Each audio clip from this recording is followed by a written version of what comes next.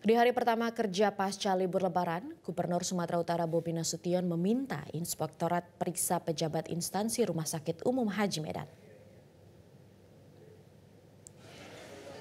Pemeriksaan tersebut diminta karena menantu Jokowi, Presiden ke-7, menemukan adanya kekosongan obat-obatan selama 2 minggu dan ada kutipan uang ke pasien BPJS ketika berobat.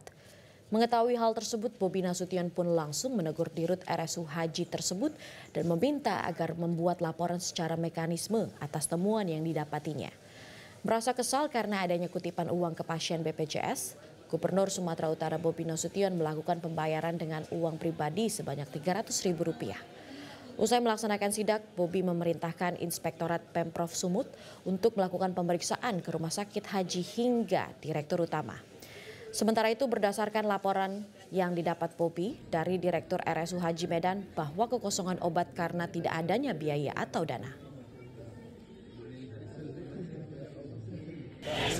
Harusnya nggak bayar, bukan saya bayarin tadi ya udah.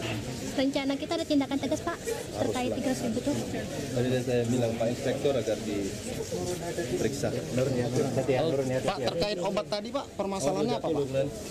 Terkait obat tadi Pak. Permasalahannya apa Pak? Belum dibayar kata Ibu Direkturnya. Belum dibayar.